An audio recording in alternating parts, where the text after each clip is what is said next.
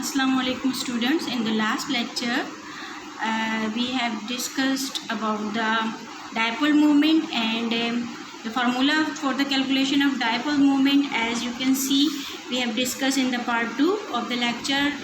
It is represented by mu and which is equal to q multiplied by r. What is the q? Q is the quantity of charge and r is the you can say it's a distance between the two nuclei, or you can call it a bond length. And we have discussed about the unit of a dipole movement in the last lecture, which could be the Coulomb's meter, and it could be the dBi according to the name of scientist. The most commonly used unit of the dipole movement, the measurement of the polarity of the molecule. Most commonly we use the unit dBi. And also now we have to discuss today. What we have to discuss today? We have to discuss the application of dipole movement. Application यानी कि how can we use it? It can be used in two different ways. It can be used to find out the percentage of ionic character in covalent compound. There are some covalent compounds which have the ionic character, so we can calculate. Some compounds have a high ionic character and some have less ionic character, so we can calculate with the help of dipole movement. And secondly, it helps in the prediction of shape of molecule. We can predict the shape of molecule by using the knowledge of dipole movement. For example, a covalent compound which is present between two similar atoms. If there are two similar atoms are present which are covalently bonded, like we can take the example of hydrogen H2, two similar atoms, chlorine gas, nitrogen gas. All these molecules contain two similar atoms which are covalently bonded. So these are the molecules. They have always dipole movement 0, because there is no dipole is present. A dipole is present in those molecules where there is a difference in the electronegativity occurs. Ionic character is not present in these molecules, and these molecules are completely known as non-polar. Here comes another example, a covalent compound. Covalent bond between two dissimilar atoms. If the atoms are dissimilar, that means they must have difference in the electronegativity. As you know, the electronegativity is the tendency to attract the shared pair of electron toward itself. There are some atoms which have the higher tendency to attract the shared pair of electron toward itself, and some atoms have less tendency. So the difference in the electronegativity is present to this similar atom. So these two, there is a possibility they have a dipole, and there is a distortion in the charge occur, and you can see there will be a distortion in the charge, negative, partial positive, partial negative, partial positive, and partial negative and partial positive. And at the same time, Hi, it is also a dipole. A dipole is, as we have discussed in the last part, dipole movement, it is a vector quantity from positive pole to the partial negative pole. So all these molecules, their dipole is not 0. They always possess some dipole movement due to the distortion in the charge, and the dipole moment of HF will be higher because it has the high value of electronegativity. Fluorine has the highest value of electronegativity, so the dipole moment will be higher. In polyatomic molecule, as we were just talking about these molecules, as you can see, we were talking about the molecules which are diatomic, either the similar atom or either the dissimilar atom. Now we have to discuss a a little bit about the polyatomic molecule. What is a polyatomic molecule? The molecule which contain more than 2 atoms. It could be 3, 4, 5, right? Now what we have to see in this case, in polyatomic molecule, we have to see either the structure is linear, symmetrical, and the last is surrounding atom are same.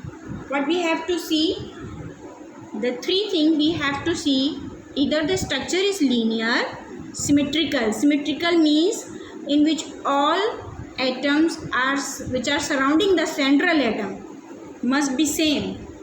Then the bond movement will cancel each other. Net result will be 0. Like we can see the example of methane here. You can see we are having the structure of CH4. It's a molecule of methane. In the molecule of methane, the electronegativity of carbon is higher, so it's partial negatively charged, and hydrogen is partial positively charged. Now you can see the dipole moment, it's a vector quantity, and they are cancelling the effect of each other from top and from bottom and from left side and the right side. So what happens if the molecule is similar and has a symmetry? If the molecule has symmetrical molecule, they are surrounding by the similar atom, there is a possibility that the dipole moment will be 0. In case of carbon tetrachloride, CCl4. Now here what happened, you can see, now the carbon atom become partial positively charged because it has the less electronegativity as compared to chlorine. Chlorine has the higher value of electronegativity, so it's partial negatively charged. Now what will happen in this case? What happened in this case, the dipole movement will direct from the carbon toward the chlorine, right? And at the same time here in this case, it will be directed from carbon to chlorine, and here in this case again carbon to chlorine. Now you can see they are cancelling the effect of each other. There is a molecule is also symmetrical, polyatomic, and it is surrounded by the similar atom. So there is a possibility the dipole moment could be 0 because the dipoles are cancelling the effect of each other. Now the last one which we have to discuss, there are few examples which we have to see to decide whether the dipole moment will be 0 or the molecule will be polar or non-polar.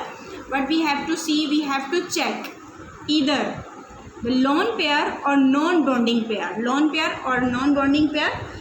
What is this? This is the electron pair which is present in the valence shell, but it is not participating in the bond formation. For example, oxygen contains 6 electrons in its valence shell. From 6 electrons, 2 electrons take part into the bonding, and 4 electrons do not take part in bond formation. So these 4 electrons are known as the non-bonding electron, or you can call it a lone pair, which is not participating in the bond formation. So if there is a lone pair is present, so either the molecule is symmetrical or surrounded by the similar atom. So we have to see if there is a lone pair is present in the valence shell. So the molecule's shape will not be linear. If the molecular shape is not linear, so it could be angular like water molecule, then the dipole moment is 1.8 dBi. As well as you can see the example here. I can show you the molecule of hydrogen sulfide like H2O. There is another example, H2S. Now here again, sulfur is also a member of group 6. It also contains 2 lone pair in the valence shell. So that's why again here is the sulfur atom is partial negatively charged and hydrogen atom is partial positively charged. As we know, the dipole moment is a vector quantity. It is directed from positive pole to the negative pole, right? So here again it enhances the effect of each other and there will be no cancellation of dipole polar character. So there is mu is equal to 0.92 dBi. Now the last one which we have to discuss, this is an example of ammonia gas. Ammonia NH3. Nitrogen being as a member of group 5, it is a member of group 5, so it contains 5 electrons in its valence shell, 1, 2 and 3. 3 electrons are utilized in the bond formation and these 2 electrons are present in the form of lone pair which is not taking part in bond formation, right? So here the structure will not be symmetrical and they are not cancelling the effect of each other. The dipole bond movement are not cancelling each other and there is a very high dipole moment, 1.46 dBi, and in these two cases the water molecule has the angular structure H2S. It also has angular structure, and ammonia, it has pyramidal structure, right? It has a pyramidal structure. So there are so many factors which we have to see. Either the dipole moment will be 0 or it has some value of either the bond movement enhance the effect of each other or they are cancelling the effect of each other. So dipole moment is very much helpful for us to determine the shape of molecule, as well as we can easily calculate the percentage of ionic character. So student, this is the end of the dipole moment, its application. Now we have to discuss inshallah we will discuss about the there are some other theories about the bonding. We have to discuss about the valence bond theory and electron pair repulsion theory and molecular theory. So we will discuss in the next lecture.